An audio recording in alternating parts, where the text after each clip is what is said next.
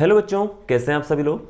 बेटा हम पढ़ रहे हैं अपनी 12th क्लास की केमिस्ट्री का चैप्टर नंबर 4 जो कि है केमिकल काइनेटिक्स। और पिछली वीडियोस के अंदर मैंने आपको रेट लो लिखना सिखाया था, differential rate law, rate constant क्या होता है, और लास्ट में एक टॉपिक आया था ऑर्डर ऑफ रिएक्शन। देखो ऑर्डर ऑफ रिएक्शन जो है एक बहुत ही इंपॉर्टेंट टॉपिक है। अगर आपको रिएक्शन की जो काइनेटिक्स है उनको समझना है तो आपको ऑर्डर ऑफ रिएक्शन बहुत ही अच्छे से आना चाहिए।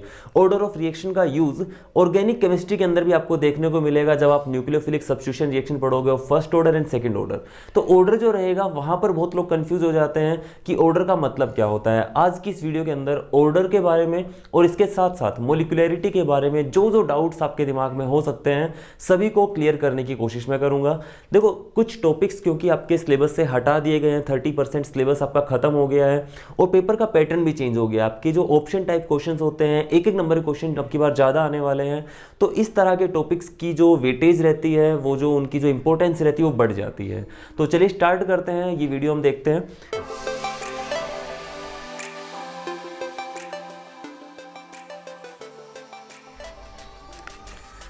ओके, तो चलिए स्टार्ट करते हैं। सबसे पहली चीज आप जो डिस्कस करने वाले हैं हम वो करने वाले हैं टाइप्स ऑफ केमिकल रिएक्शन कि केमिकल रिएक्शन कितने टाइप की होती है। आपने 10th क्लास के अंदर पढ़ा होगा कि रिएक्शन होती है कॉम्बिनेशन, डिकम्पोजिशन, इसके अलावा और क्या होता है उनके अंदर, डिस्प्लेसमेंट, डबल डिस्प्लेसमेंट, जिनको सब्स्टिट्यूशन रखा जाता है, रेडॉक्स रिएक्शन होती है। उन टाइप्स की बात नहीं हो रही। रिएक्शन में क्या हो रहा है मुझे उससे कोई लेना देना नहीं है। रिएक्शन की मैकेनिज्म किस तरह से हो रही है, कितने स्टेप में रिएक्शन कंप्लीट हो रही है, ठीक है। इस चीज के बेस पे हम रिएक्शंस को दो टाइप्स के अंदर बांटते हैं। कुछ रिएक्शन ऐसी होती है जो बहुत ही फास्ट होती है, इतनी फास्ट होती है कि वो एक ही स्टेप में कंप्लीट हो जाती है। हम बोलते हैं कि रिएक्शन के अंदर होता क्या है, रिएक्शन के अंदर एक रिएक्टेंट प्रोडक्ट में कन्वर्ट हो जाता है, बस इतना ही तो होता है। रिएक्शन के अंदर एक रिएक्टेंट किस में कन्वर्ट हो जाता है, प्रोडक्ट के अंदर कन्वर्ट हो जाता है।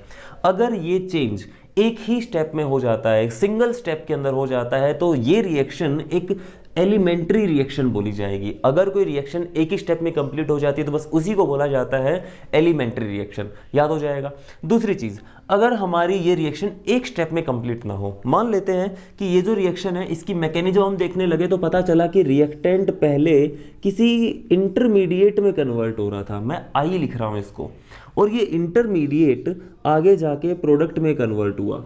या ऐसा भी हो सकता है कि रिएक्टेंट पहले किसी इंटरमीडिएट I1 में कन्वर्ट हुआ, I1 I2 में कन्वर्ट हुआ, और उसके बाद I2 जो था वो प्रोडक्ट में कन्वर्ट हुआ, या ये और ज्यादा स्टेप्स हो सकते हैं। तो अगर कोई रिएक्शन एक स्टेप में कंप्लीट हो रही थी उसको हम बोलते थे एलिमेंट्री रिएक्शन। लेकिन अगर कोई रिएक्शन एक से ज्यादा स्टेप्स में कंप्लीट होती है, दो या दो से ज्यादा स्टेप्स में कंप्लीट होती है, तो उस तरह की रिएक्शन को बोला जाता है एक कॉम्प्लेक्स रिएक्शन। सबसे पहली चीज तो आप इन दोनों की डेफिनेशंस नोट कर लो। डेफिनेशंस क्या क्या बताई है मैंने। एलिमेंट्री रिएक्शन क्या हो जाएंगी, ऐसी रिएक्शन जो एक ही स्टेप में कंप्लीट हो जाती है, और दूसरा मैंने बोला है आपको क्या, कॉम्प्लेक्स रिएक्शंस, ऐसी रिएक्शन जो एक से ज्यादा स्टेप में कंप्लीट होती है उसको बोलते हैं कॉम्प्लेक्स रिएक्शन। फटाफट नोट करो, हो गया। देखो तो यहां से एक चीज निकल के आती है, एक थ्योरी निकल के आती है जिसको बोला जाता है transition state theory. Transition state theory क्या बोलती है, इस थ्योरी के अकॉर्डिंग जब भी कोई केमिकल चेंज होता है, जब भी कोई एक सब्सटेंस दूसरे सब्सटेंस में कन्वर्ट होता है, रिएक्टेंट प्रोडक्ट में कन्वर्ट होता है, तो ऐसा चेंज होते टाइम बहुत सारी ऐसी छोटी छोटी हाईली अनस्टेबल स्टेट्स मिलती हैं जिनके गो थ्रू होके रिएक्टेंट प्रोडक्ट में कन्वर्ट होता है। मान लेते हैं कि हम क्या कर रहे हैं, एक कमरा बन रहा है किसी जगह पे, तो अगर किसी जगह पे एक कमरा बन रहा है तो यार डेली थोड़ा थोड़ा उसके अंदर चेंज आएगा, डेली थोड़ा थोड़ा चेंज आएगा। आप पहले दिन जाके देखते हो कि वहां पे नींव भरी जा रही है, अगले दिन जाके देखते हो वहां पे थोड़ी थोड़ी ईंटें लगा दी, अगले दिन जाके देख रहे हो वो ईंटों की ऊंचाई थोड़ी और हाइट जो है वो थोड़ी ज्यादा हो गई है, फिर वहां पे जंगले लग गए हैं, खिड़कियां लग गई है, इसके अलावा दरवाजे लग गए हैं, फिर अगले दिन जाके देखते हो कमरे की हाइट पूरी हो गई है, फिर उसके ऊपर लेंटर डल रहा है धीरे धीरे। तो बहुत सारे चेंजेस ऐसे आ रहे हैं। आप डेली जब जाके देख रहे हो तो आपको डेली चेंजेस मिल रहे हैं। इन चेंज्ड स्टेट्स को ही बोला जा रहा है transition state in terms of chemical reaction. Chemical reaction के अंदर इसको क्या बोला जाएगा, एक ट्रांजिशन स्टेट बोला जाएगा। ट्रांजिशन स्टेट जो होती है उसके साथ मैं बोल रहा हूं कि ये हाईली अनस्टेबल स्टेट्स होती है। हाईली अनस्टेबल स्टेट होने का मतलब है कि ये स्टेट रुकेंगी नहीं, ये हमारी फाइनल स्टेट्स नहीं है, ये बहुत ही कम टाइम के लिए है, रात भर के लिए काम रुक सकता है, अगले दिन फिर से उस स्टेट से आगे कुछ ना कुछ चेंज आ जाएगा, ठीक है। लेकिन मान लेते हैं कि अगर इस दौरान, अगर इस कमरे की बनने के दौरान मान लेते हैं कि जो मिस्त्री वो भाग जाता है, जो काम करने वाले हैं वो चले जाते हैं गांव का, अपने गांव चले जाते हैं, ठीक है। तो इस वजह से क्या होगा, वो काम जो रहेगा रुका रहेगा, काफी टाइम तक रुका रहेगा, लेकिन उसको वैसे तो नहीं छोड़ा जाएगा। तो हम बोलते हैं कि ये जो काम रुका रहा, ये स्टेट भी एक अनस्टेबल स्टेट है, लेकिन ये जो पहले जो स्टेट्स आ रही थी उनसे ज्यादा थोड़ी देर के लिए रुक गई है, थोड़ी ज्यादा स्टेबल है, ठीक है। तो हम बोल रहे हैं कि रिएक्टेंट से प्रोडक्ट के अंदर जब कन्वर्जन होगा तो बहुत सारी ट्रांजिशन स्टेट्स आती है, T1, T2, T3 and so on to Tn, और फिर लास्ट में ये प्रोडक्ट में कन्वर्ट होता है। क्लियर हो गया? ये चीज क्लियर हुई कि नहीं हुई आपको? इधर लिख रहा हूं T3, T4। तो हम बोल रहे हैं कि जब भी कोई रिएक्टेंट प्रोडक्ट में कन्वर्ट होता है तो ऐसा होते टाइम उसकी बहुत सारी ऐसी हाईली अनस्टेबल स्टेट्स मिलती हैं जिनके गो थ्रू होके वो रिएक्टेंट फाइनली प्रोडक्ट के अंदर कन्वर्ट होता है, पहली चीज। दूसरी चीज, अगर इनमें से कोई एक स्टेट क्या हो जाती है, काफी ज्यादा हाईली स्टेबल हो जाती है, नॉर्मल ट्रांजिशन स्टेट से थोड़ी सी ज्यादा स्टेबल हो जाती है, इतनी स्टेबल नहीं है जितना स्टेबल प्रोडक्ट है, प्रोडक्ट इतना स्टेबल है कि उससे आगे फाइनली कोई चेंज नहीं आएगा, लेकिन अगर कोई ट्रांजिशन स्टेट इतनी स्टेबल हो जाती है कि वो बाकी ट्रांजिशन स्टेट से ज़्यादा टाइम के लिए रुक रही है, तो उस ट्रांजिशन स्टेट को एक इंटरमीडिएट बोल दिया जाता है। उसी को क्या बोलते हैं? एक इंटरमीडिएट बोलते हैं। तो मैं इसको आई से डिनोट कर देता हूं कि ये हमारा बन गया आई इंटरमीडिएट, ठीक है। तो हम बोल रहे हैं कि हर एक चेंज के अंदर बहुत सारी ट्रांजिशन स्टेट बनती है। आप कभी ये मत बोलना कि जो हमारी कॉम्प्लेक्स रिएक्शन होती है उनके अंदर तो इंटरमीडिएट बनते हैं, इनके अंदर ट्रांजिशन स्टेट्स बनती हैं। ट्रांजिशन स्टेट तो हर जगह बनती है, इंटरमीडिएट यहां पे बनते हैं, यहां पे नहीं बनेंगे। क्लियर है? तो इस चीज को ध्यान रखो, एक पॉइंट बना के लिख लो आप। अगर आपको डिफरेंस पूछे जाते हैं कि एलिमेंट्री रिएक्शन और कॉम्प्लेक्स रिएक्शन में क्या क्या डिफरेंसेस रहते हैं, तो आप क्या क्या चेंजेस लिख के दिखाओगे? पहला जो डिफरेंस रहेगा वो आप उनकी डेफिनेशन लिख के दिखाओगे। इसके बाद क्या लिखोगे?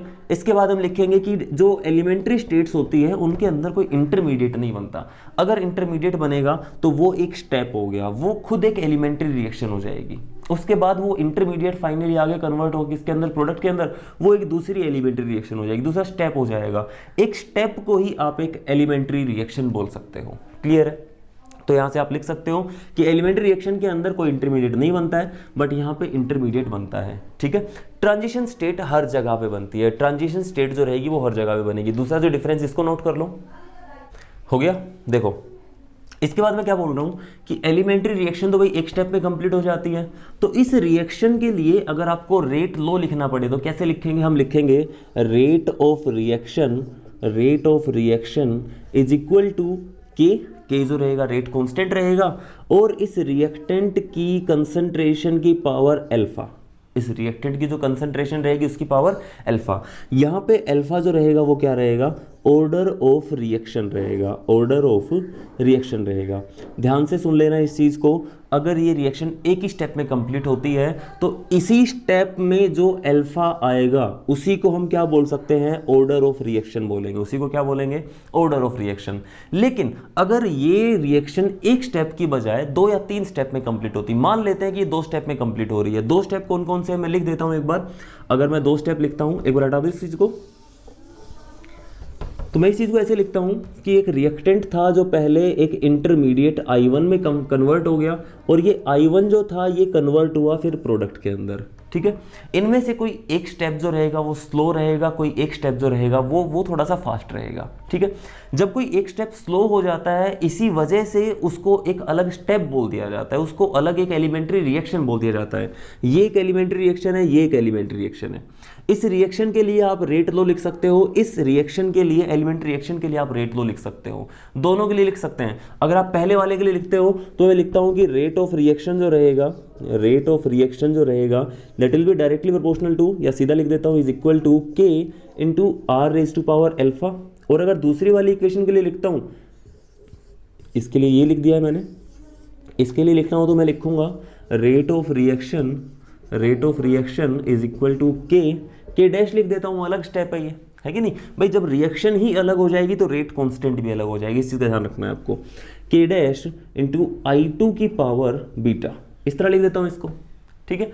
तो इन दोनों में से अब रेट ऑफ रिएक्शन जो रहेगी वो किससे आपको मेजर करनी पड़ेगी? ऑर्डर ऑफ रिएक्शन क्या रहेगा? अगर आपसे पूछा जाए ऑर्डर ऑफ रिएक्शन बताओ क्या होगा, ऑर्डर ऑफ रिएक्शन निकालना हो तो कैसे निकालेंगे? तो हम देखेंगे कि इनमें से स्लो स्टेप कौन सा है, इनमें से स्लो स्टेप कौन सा है। जो स्टेप स्लो रहेगा वो हमारा रेट डिटरमाइनिंग स्टेप होगा, उसको क्या बोलेंगे, rate determining step, RDS, rate determining step. ठीक है, तो देखो इनमें से मान लेते हैं कि जो पहले वाला स्टेप है वो स्लो है, और जनरली होता भी यही है कि रिएक्टेंट का टूटना जब बहुत मुश्किल होता है ना, तो वो स्टेप जो होता है वो एक अलग एलिमेंट्री रिएक्शन की तरह से होता है। जब रिएक्टेंट के बॉन्ड्स को तोड़ना बहुत मुश्किल होता है तो इसका मतलब वो जो स्टेप रहेगा उसके बॉन्ड टूटना जो रहेगा वो बहुत स्लो स्टेप रहेगा, उससे इंटरमीडिएट बनेगा, और फिर जो इंटरमीडिएट बनेगा उससे बहुत जल्दी से प्रोडक्ट बन जाएगा, क्योंकि ये तो हाईली अनस्टेबल होता है, ये तो हाईली अनस्टेबल होता है, रुकेगा नहीं, किस में कन्वर्ट हो जाएगा, प्रोडक्ट में कन्वर्ट हो जाएगा। तो ये जो स्टेप रहता है ये स्लो स्टेप होता है, इसको बोला जाएगा RDS, रेट डिटरमाइनिंग स्टेप। इसका मतलब कि इसके ऊपर डिपेंड करेगी रेट ऑफ रिएक्शन। एक एग्जांपल मान के चलते हैं कि मान लेते हैं कोई कंपनी जिसके अंदर एक पेन बन रहा है, ठीक है, एक साइड में तो ये कैप बनने लग रही है, एक बार इस डस्टर को रख देता हूं मैं, एक साइड में तो एक कैप बनने लग रही है और एक साइड में ये मार्कर्स बनने लग रहे हैं। मान लेते हैं कि एक फैक्ट्री है जिसके अंदर एक चीज़ें बन रही है, एक मशीन पे जहाँ पे ये कैप बन रही है वहाँ पे दिन में 2000 कैप तैयार हो रही है। कितनी कैप तैयार हो रही है? 2000 कैप तैयार हो रही है। और पेन्स जो है वो 500 ही तैयार हो पा रहे हैं, 500 जो 500 पेन्स है वो तैयार हो पा रहे हैं। अगर मैं पूछता हूँ कि इन दोनों में से कौन सी मशीन स्लो काम कर रही है, कौन सी मशीन स्लो काम कर रही है, ऑब्वियस सी बात है यार, ये 500 ही पेन बन पा रहे हैं तो ये क्या हो जाएगा, ये जो मशीन रहेगी स्लो काम कर रही है। अब मैं पूछता हूं कि फाइनली जो प्रोडक्ट तैयार होंगे वो कितने तैयार होंगे, कितने तैयार हो जाएंगे पेन डेली के? 500 ही तैयार हो सकते हैं, बाकी 1500 कैप जो रहेंगी वो पड़ी रहेंगी। तो जो चीज स्लोली तैयार हो रही है, जो स्टेप स्लो हो रहा है, उस पर डिपेंड कर रहा है कि फाइनल प्रोडक्ट कितना बनेगा। ठीक है, तो क्योंकि पहले वाला स्टेप स्लो स्टेप था तो स्लो स्टेप जो रहेगा उसको बोला जाएगा रेट डिटरमाइनिंग स्टेप। अगर एक से दो से ज्यादा स्टेप है, मान लिया 3 स्टेप है, तो उनमें से जो स्लोएस्ट स्टेप रहता है उसको रेट डिटरमाइनिंग स्टेप बोला जाएगा। ये चीज समझ में आ गई? अब जो रेट डिटरमाइनिंग स्टेप होता है उसी पे डिपेंड करेगी रेट ऑफ रिएक्शन। तो यहां पर R की पावर अल्फा जो आ रहा है वही हमारा क्या हो जाएगा, ऑर्डर ऑफ रिएक्शन हो जाएगा। क्लियर है? तो यहां से आपको ध्यान रखना है कि 2 तरह की रिएक्शन मैंने बताई है, एलिमेंट्री और कॉम्प्लेक्स। एलिमेंट्री के अंदर तो एक ही स्टेप में रिएक्शन हो रही थी, उसी की जो रेट लो रहेगी वहीं से आपको ऑर्डर मिल जाएगा। लेकिन कॉम्प्लेक्स रिएक्शन के अंदर एक से ज्यादा स्टेप्स थे, इनमें से जो स्लोएस्ट स्टेप रहेगा that will be known as the rate determining step, and the order of this step will be known as the order of the overall reaction। उसी को order of the overall reaction बोला जाएगा। याद हो जाएगी ये चीज? फटाफट से इस चीज को नोट कर लो, स्क्रीनशॉट ले लो।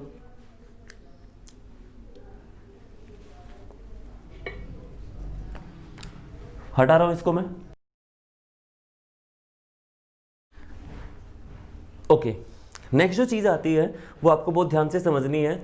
एक टॉपिक जो मैं दूसरा जो टॉपिक इस वीडियो के अंदर कवर करना है वो है मोलिकुलैरिटी। तो मोलिकुलैरिटी को समझ लो क्या होता है। मोलिकुलैरिटी होती है number of molecules, ions, atoms, number of atoms, molecules या आयंस, यानी रिएक्टिंग स्पीसीज। रिएक्टिंग स्पीसीज जो है वो एटम्स भी हो सकते हैं, मॉलिक्यूल्स भी हो सकते हैं, आयंस भी हो सकते हैं। एक रिएक्शन के अंदर कितने नंबर ऑफ मॉलिक्यूल्स पार्टिसिपेट कर रहे हैं, रिएक्टिंग मॉलिक्यूल्स कितने पार्टिसिपेट कर रहे हैं, उसी को बोला जाता है मोलिकुलैरिटी। उसी को हम क्या बोलते हैं? मोलिकुलैरिटी बोलते हैं। तो मोलिकुलैरिटी जो रहती है वो कैसे मेजर की जाए, एलिमेंट्री रिएक्शन के लिए और कॉम्प्लेक्स रिएक्शन के लिए। मैं थोड़ी देर के लिए इसको हटा देता हूं और पहले मोलिकुलैरिटी का जो कॉम्प्लेक्स जो कॉन्सेप्ट है पहले उसी को समझ लेते हैं। ठीक है,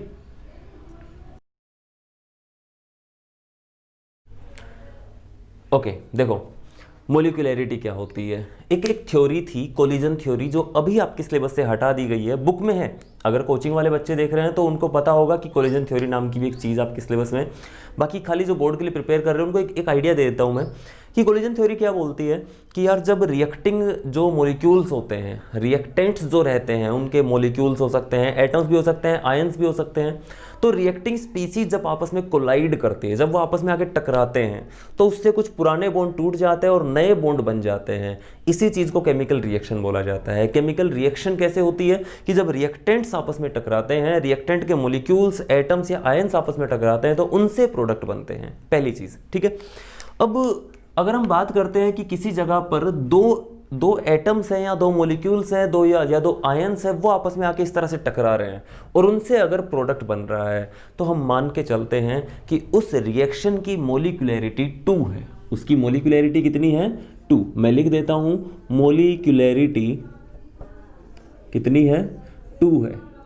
इस तरह की रिएक्शंस को बाई मोलिकुलर रिएक्शन बोला जाता है। क्या बोला जाता है इनको, बाई मोलिकुलर रिएक्शन। डेफिनेशन आ जाती है एक छोटी सी कि बाई मोलिकुलर रिएक्शन क्या होती है।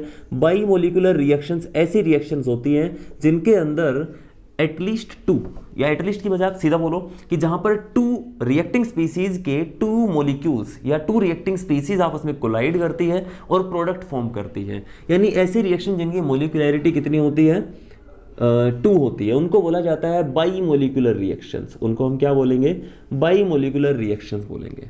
अगर किसी जगह पे एक ही मोलिक्यूल था, आपने उसको हीट किया, वो कोलाइड भी नहीं कर रहा है और वो टूट गया, उसी से नए प्रोडक्ट बन गए, तो हम बोलेंगे कि वहां पर मोलिकुलरिटी जो रहेगी वो 1 हो जाएगी और इस तरह की रिएक्शंस को बोला जाएगा यूनिमोलिकुलर रिएक्शन, यूनिमोलिकुलर रिएक्शंस। ठीक है। और इससे आगे वाले जितने भी आएंगे, इससे आगे वाले जितने भी आएंगे उनको पॉलीमोलिकुलर रिएक्शन बोलेंगे। अगर किसी जगह पे मोलिकुलरिटी जो है 1 होती है, अगर मैं लिखता हूं यहाँ पे मोलिकुलरिटी अगर किसी रिएक्शन की 1 है, इसका मतलब क्या हुआ, इसका मतलब ये हुआ कि एक ही मोलिक्यूल है जो रिएक्टेंट का था और वो प्रोडक्ट में खुद कन्वर्ट हो रहा है। बाई अगर मोलिकुलरिटी 2 है, इसका मतलब क्या हुआ, इसका मतलब ये है कि एक से ज़्यादा मोलिक्यूल, 2 मोलिक्यूल आपस में टकरा रहे हैं या 2 एटम आपस में टकरा रहे हैं, उनसे प्रोडक्ट फॉर्म हो रहा है, इसको बाई मोलिकुलर रिएक्शन बोलते हैं। और अगर molecularity of reaction is more than 2, then जो रिएक्शन रहेगी उसको बोल दिया जाएगा पॉलीमोलिकुलर रिएक्शन। तब उसको क्या बोल दिया जाएगा, पॉलीमोलिकुलर रिएक्शन, पॉलीमोलिकुलर रिएक्शंस। क्लियर, ये 3 टर्म्स आपको ध्यान रखनी है। अब ये मोलिकुलरिटी जो रहेगी कहाँ से पता चलेगी, अगर एलिमेंट्री रिएक्शन और कॉम्प्लेक्स रिएक्शन कॉन्सेप्ट पे वापस चलते हैं। देखो एलिमेंट्री रिएक्शन तो एक ही स्टेप में कंप्लीट हो रही है, उस स्टेप में जितने रिएक्टेंट के मोलिक्यूल आपस में टकराएंगे, जितने मोलिक्यूल आपस में टकराएंगे उसी को क्या बोल दिया जाएगा, मोलिकुलरिटी ऑफ रिएक्शन बोल दिया जाएगा। लेकिन कॉम्प्लेक्स रिएक्शन के अंदर क्या होता है, अलग अलग स्टेप, और हर स्टेप में अलग अलग नंबर ऑफ मोलिक्यूल आपस में टकराते रहेंगे, है कि नहीं, जिसकी वजह से हर एक स्टेप की मोलिकुलरिटी जो रहेगी अलग अलग रहेगी। तो यहां से आपको ध्यान रखना है, एलिमेंट्री रिएक्शन के लिए तो मोलिकुलरिटी बताई जा सकती है, एलिमेंट्री रिएक्शन के लिए तो मोलिकुलरिटी बताई जा सकती है, but molecularity for a complex reaction has no significance. कोई मतलब ही नहीं होता कि आप कॉम्प्लेक्स रिएक्शन की मोलिकुलरिटी बता रहे हो। कॉम्प्लेक्स रिएक्शंस के लिए आप ऑर्डर जो बता रहे होते हो उसी से आप मोलिकुलरिटी का आइडिया लगा सकते हो। उसके अंदर हम क्या बोलते हैं, जो स्लोवेस्ट स्टेप जो रहता है उसकी मोलिकुलरिटी ऑर्डर जो रहता है वो लगभग सेम ही रहता है। एक चीज़ यहाँ से ये भी ध्यान रखनी है कि पॉलीमोलिकुलर रिएक्शन जो रहती है वो इतनी ज़्यादा नहीं मिलती है, ज़्यादातर रिएक्शन यूनिमोलिकुलर या बाई मोलिकुलर होती है। ऐसा क्यों, देखो जब आप एक से ज़्यादा मॉलिक्यूल्स को आपस में टकरा रहे हो तो वो एक साथ टकराने चाहिए, उनसे मिलके एक प्रोडक्ट बन जाएगा। अब मान लेते हैं कि हमारे पास 3 रिएक्टेंट है, ये इधर घूम रहा है, ये इधर घूम रहा है, एक नीचे वाला इधर नीचे की साइड में जा रहा है। ये तीनों अगर किसी एक टाइम पे एक स्पेसिफिक ओरिएंटेशन के अंदर आके टकराएंगे, एक स्पेसिफिक एनर्जी के साथ टकराएंगे, तभी जाके क्या हो सकता है, एक प्रोडक्ट फॉर्म हो सकता है। ठीक है, ये कोलिजन थ्योरी के जो हमारे अजम्पशंस होते हैं या आप बोल सकते हो कि उनके जो पोस्टुलेट्स है उनके अंदर आता है कि आपके पास जो रिएक्टिंग मॉलिक्यूल्स है वो आपस में एक साथ टकराने चाहिए, उनके पास एक प्रॉपर या एक सफिशिएंट अमाउंट ऑफ एनर्जी होनी चाहिए, उनकी ओरिएंटेशन भी क्या होनी चाहिए, प्रॉपर होनी चाहिए। अगर कोई भी एक पॉइंट नहीं मिलता है तो प्रोडक्ट फॉर्म नहीं होगा।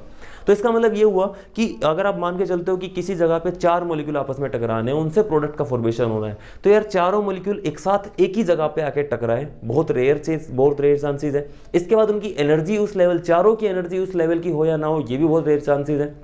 और तीसरी चीज, चारों की ओरिएंटेशन, वो घूमते फिरते आ रहे हैं किसी भी तरह से और आगे फिर टकरा रहे हैं, तो उसी तरह की उनकी ओरिएंटेशन हो। यार ये भी कोई ऐसा तो नहीं है कि यार हो ही जाएगा, है ना, बहुत वो क्या बोलते हैं उसको, पीस ऑफ केक तो नहीं है ना। तो हम बोलते हैं कि ज़्यादातर रिएक्शन जो रहती है वो यूनिमोलिकुलर या बाई मोलिकुलर ही होती है, पॉलीमोलिकुलर रिएक्शन इतनी नहीं होती है। और मोलिकुलरिटी अगर हम एलिमेंट्री और कॉम्प्लेक्स रिएक्शन के लेके चलते हैं तो कॉम्प्लेक्स रिएक्शंस के लिए मोलिकुलरिटी का कोई मतलब नहीं होता है, एलिमेंट्री रिएक्शन के लिए ही मोलिकुलरिटी हम बता सकते हैं। हर एक स्टेप की आप मोलिकुलरिटी बता सकते हो, लेकिन कॉम्प्लेक्स रिएक्शन के लिए हम मोलिकुलरिटी का कोई सिग्निफिकेंस नहीं रखेंगे, बस ऑर्डर जो रहेगा उसको हम मेजर करेंगे। क्लियर है, फटाफट से इस चीज़ का स्क्रीनशॉट ले लो। ओके, जो लास्ट टॉपिक आता है वो आता है ऑर्डर और मोलिकुलरिटी में क्या क्या डिफरेंसेस है। सिमिलरिटीज भी हम देखेंगे, एक बार दोबारा बता दूंगा आपको मैं। डिफरेंसेस पहले देख लेते हैं, डिफरेंसेस क्या क्या रहते हैं। तो पहला जो डिफरेंस हम ले रहे हैं on the basis of definition, order की डेफिनेशन क्या रहेगी, नोट करते रहना, चेक करते रहना आप वही चीज लिख रहे हो जो मैं बोल रहा हूं या नहीं। ऑर्डर क्या रहता है? Order is defined as the sum of exponents, the sum of powers to which the concentration terms are raised in rate law expression, in differential rate law expression।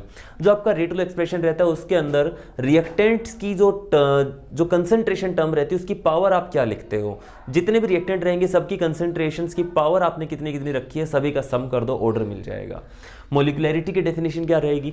Molecularity is defined as the number of reacting species taking part in the rate determining step, या फिर आप लिखोगे it is defined as the number of reacting species that should collide simultaneously, that should collide simultaneously in order to form the product. इस चीज को बोला जाएगा क्या?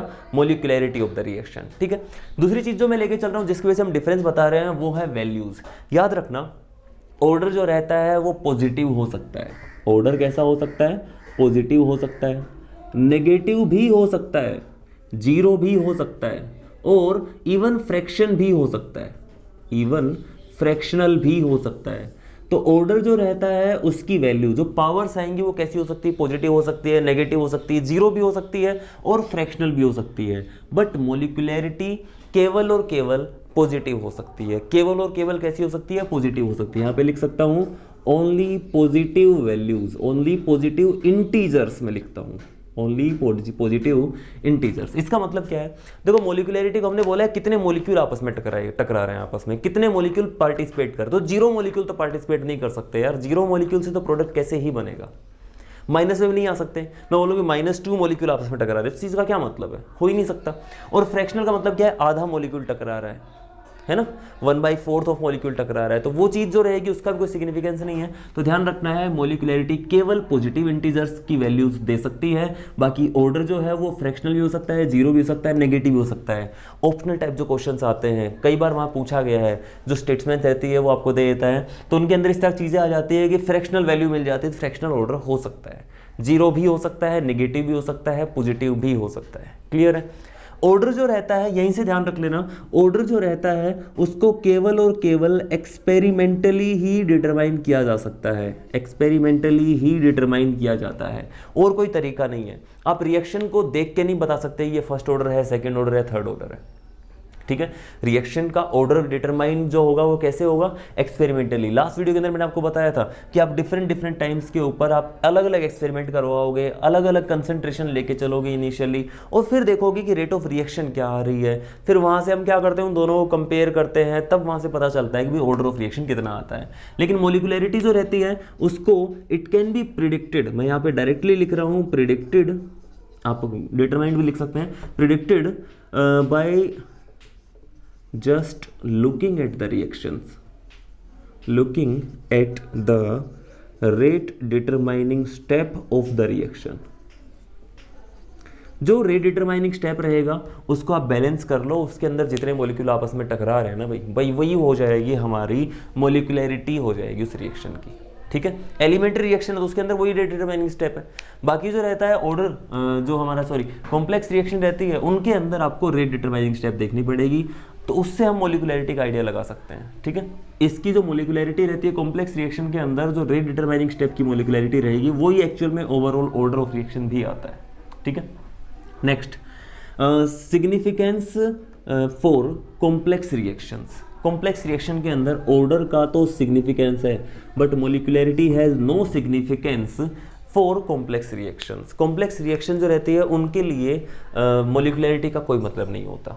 ठीक है, तो ये डिफरेंसेस आपको नोट कर लेना है, फटाफट से इस चीज़ का स्क्रीनशॉट ले लो। मैं यहाँ पे लिख देता हूँ, यहाँ पे आपको इसकी डेफिनेशन लिखनी है और यहाँ पे इसकी डेफिनेशन लिखनी है। इस चीज़ का स्क्रीनशॉट ले लेना, बस 1 मिनट रुको, 1 सेकेंड रुको। ये फर्स्ट, सेकेंड, थर्ड और ये हो गया फोर्थ, फटाफट स्क्रीनशॉट ले लो इस चीज़ का। तो आज की वीडियो के अंदर फिलहाल इतना ही। कुछ इसके बेस पे क्वेश्चंस है जो मैं आपकी स्क्रीन पे डाल रहा हूँ, इन क्वेश्चंस को आपको देख लेना है। और मैं फिर से बोल रहा हूँ कि भाई ये जो चैप्टर रहने वाला है इसमें से कुछ चीज़ें हटा दी गई हैं, जैसे कोलिजन थ्योरी होगी, लेकिन उसका सिग्निफिकेंस बहुत ज़्यादा होता था। किसी रिएक्शन की मैकेनिज्म को समझने के लिए वो चीज़ बहुत ज़रूरी है। मैंने आपको एक ब्रीफ आइडिया दे दिया है कोलिजन थ्योरी क्या होती है।